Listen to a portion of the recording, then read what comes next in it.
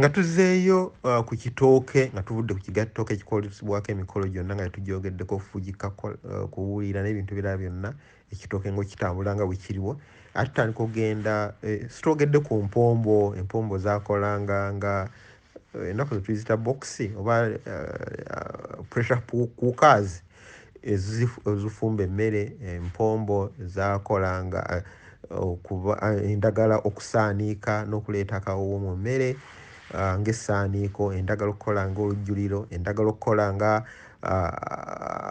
akawuuwo, endagala okukola nga akabezo, endagala okukola nga akawujjo, endagala okukola nga oluleeba, endagala okukola nga ekitegera. Byonna mujja bimanya nti ebintu ebikolebwa mu kitooke. Ekitegera ekintu ekikolebwa nga eyalibadde ng'egiraasi enywerebwamu. Oluleeba ekintu ekiwanvu ebanga emmanvu webatadde olulagala olinaaba nga nakyataddemu okukolamu ebintu byonna. Kuyinza okuba okunaaba, kuyinza okuba okunywa, kuyinza okukola ebintu byonna ekiyinza okuba bikoleddwa.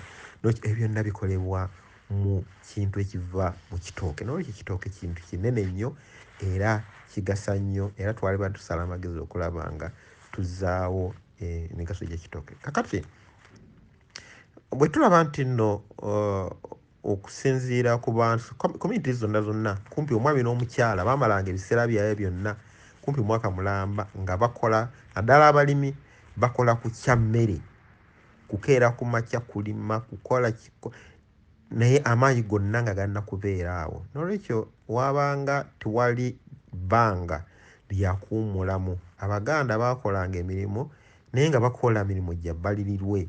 N'akeera ku makya n'abaako kyakoze kitono n'akomawo n'akola ebyokufumba. Ebiseera ebiggula ebiseera ebisinga baateranga nnyo okuwummula. Abo nno be bakyala. Naye ng'ate emirimu egikoleddwa gikola bulungi nnyo okuba nti gimaliriza okuba nti waliwo kye tujja okuyita food security, emmere ejja kubanga weeri. N'olwekyo ekyawanga abaami ebbeetu okutambula okukola emirimu egyabwe egyayambanga okukulaakulanya amaka g'Omuganda naddala mu byokwambala, naddala nga mu kukomaga, naddala mu kuyigga, okuleeta ennyama oba okuleeta n'amaliba n'ebintu ebirala biyinza okuba byetaagisa okuva mu kuyigga. Ate n'abanga asobodde okugenda okukola emirimu emirala nga okugenda okuweesa. Ekyo nno kyayambanga okukola ebyetaagisa naddala mu kulima, mu kusala, mu kuwaata, mu kuluka ebibbo nga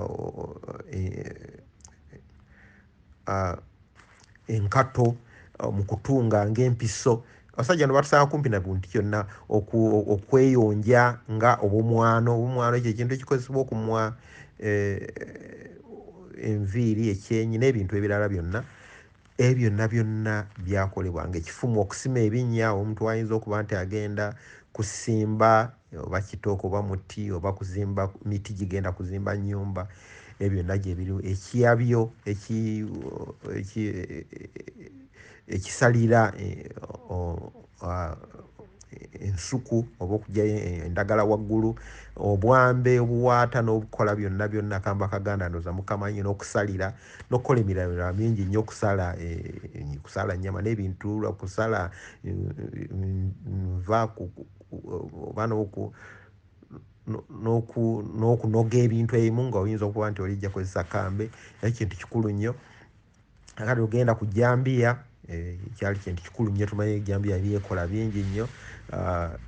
Tulaba embazzi y'Omuganda waliwo enkumbi y'Omuganda, tugimanyi bulungi. Yo teyabanga na nnyindo, yabanga n'akantu kalinga kafumu mw'ofumita mu muyini ogulina endoddo gyekoma. Eno yali enkumbi y'Omuganda era bwe yali ekula yakulanga nsongovumuko. Kale ne tuvaawo etandika okubanga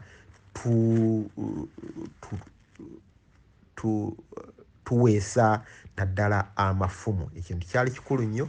Mwe mwali okwerinda kwaffe, mwe mwali okuyigga kwaffe n'ebintu ebirala. Ekigambo ky'okuba nti amafumu gaali gasobola okuweesebwa n'amaanyi nga weegali abasobola okuweesa ng'oggyeeko ku abo bonna abasobola okuba nti nno be baali baspecialize be baali balina omulimu ogwo gw'okukola mu bika byabwe n'okumanya. Naye n'Omuganda omulala yasobola okugenda n'aba ng'ateeka amaanyi n'okuyamba ku abo abayinza obakola emirimu egyo. N'olwekyo amafumu ne gaba nga weegali agasobola okumalira ddala kakati omuganda yasobolanga okuba nti olwokuba talina bingi byakola omusajja asobola ogenda mu banne n'aba nga anywa omwenge nga yebeesa okwesa n'okwaleetanga ebintu bingi nnyo okwogiwaza obwongo n'okwetegereza n'okuyiga okubala n'okumanya okwefumiitiriza n'okukola tuyinza okuba strategies mu nsonga n'okubeerawo kw'omuntu n'ekyo kyali kigamba nti omuntu yenna yabanga ateesa oba ng'aleeta ebirowoozo yasobola okuleeta amagezi ag'ebuzibu ag'ewala agasobola okuba nti gasobola okukola ku nsonga nnyingi y'ensonga lwaki obuganda bwakozesanga amagezi ag'abuntu bonna busekinnoomu ate ne gaba gasobola okuteekebwa wamu okusobola okuggyamu ebintu eby'amagezi nnyo ebikulaakulanya eggwanga naye nga ebyo byonna bivudde okuba nti ewaka waliwo emisingi